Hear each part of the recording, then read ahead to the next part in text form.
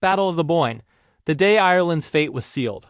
July 1st, 1690, the sun rises over the River Boyne in Ireland, illuminating two massive armies poised for a battle that would echo through centuries. On one side, King James II, a Catholic monarch fighting to reclaim his throne. On the other, his own son-in-law, the Protestant Prince William of Orange, who had already seized the English crown. This wasn't just a family feud. It was a clash of empires, religions, and destinies. The Battle of the Boyne would become one of the most iconic and controversial events in Irish history, a day that many believe sealed the fate of the island for the next 300 years. So, how did it all come to this? And what really happened on that fateful day? Let's rewind the clock and uncover the story behind the battle that still divides people today. To understand the Boyne, we need to go back to England and the so-called Glorious Revolution of 1688. King James II was deeply unpopular with his Protestant subjects. He was Catholic, and he was making moves to restore Catholicism's influence in a predominantly Protestant nation. The English political elite, fearing a Catholic dynasty, reached out to a powerful Protestant leader, William of Orange, the ruler of the Netherlands, who just so happened to be married to James's own daughter, Mary. They invited William to invade England and take the throne. William, seeing a chance to unite England with his coalition against the powerful King Louis XIV of France, accepted. He landed in England with a massive army, and James, deserted by his own commanders, fled to France. But James wasn't finished. With the backing of his powerful cousin, King Louis, he saw an opportunity in Ireland. Ireland was overwhelmingly Catholic and had its own long history of grievances against English rule. For James, it was the perfect backdoor to reclaim his three kingdoms, England, Scotland, and Ireland. In March 1689, he landed in Kinsale with French officers and funds, rallying Irish Catholics to his cause. These supporters became known as the Jacobites, from Jacobus, the Latin for James. For them, this wasn't just about restoring a king. It was about regaining their land, their rights, and their religious freedom, which had been stripped away over decades of English colonization. Ireland became the main stage for what was now a European-wide war. The Williamite forces in Ireland, mostly Protestant settlers from England and Scotland, were caught off guard. They scrambled to defend their strongholds, most famously in the city of Derry. The Siege of Derry became a legendary test of endurance. For 105 days, the city held out against the Jacobite army, facing starvation and bombardment. Their eventual relief by the Williamite Navy was a huge morale boost for the Protestants and a major setback for James. It became a symbol of Protestant defiance encapsulated in the famous cry, "No surrender!" The war was escalating and both sides knew a decisive winner-takes-all confrontation was inevitable.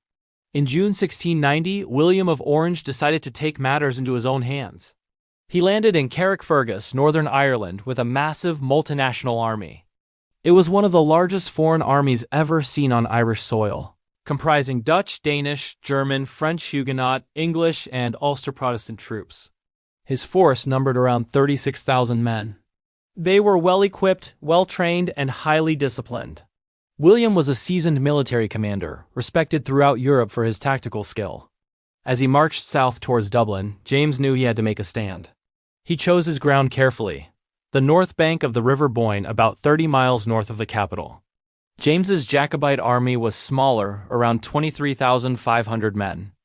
It was mostly composed of Irish Catholic recruits, who were brave and passionate, but lacked the training and equipment of their Williamite counterparts.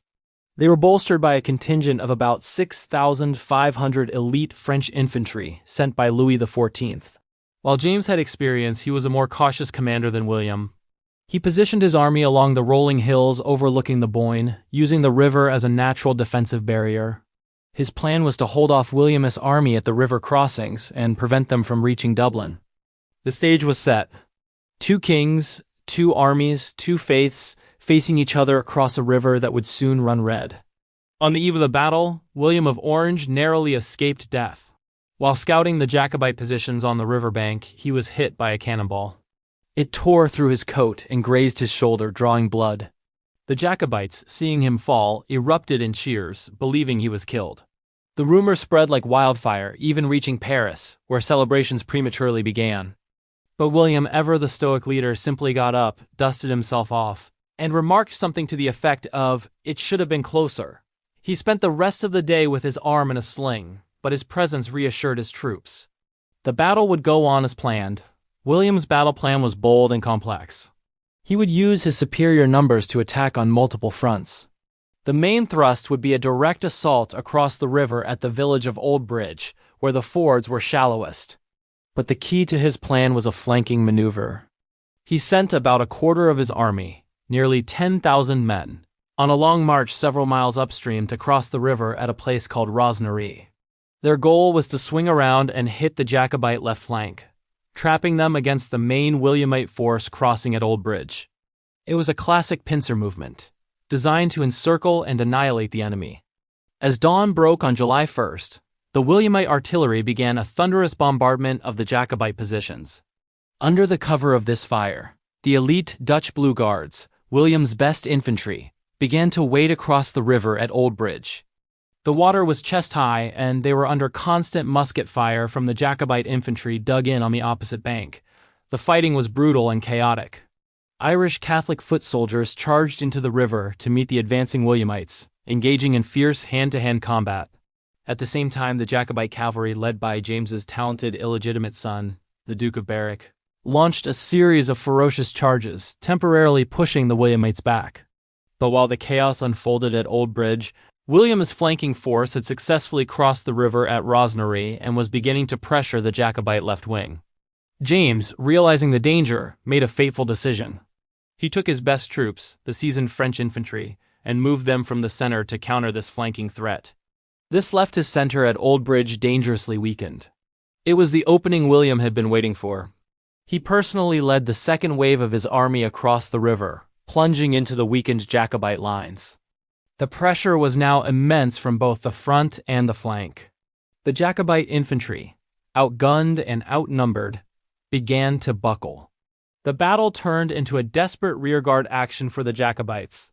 Their raw infantry recruits fought bravely, but were ultimately no match for the disciplined professional Williamite soldiers. The Jacobite cavalry fought with incredible courage, launching charge after charge to cover the infantry's retreat and prevent a total collapse. But the tide had turned decisively. Seeing his army breaking, King James lost his nerve. Convinced the battle was lost, he abandoned the field and rode headlong for Dublin, leaving his army to its fate. His flight demoralized his troops completely. The retreat turned into a rout. The Williamites had won the day.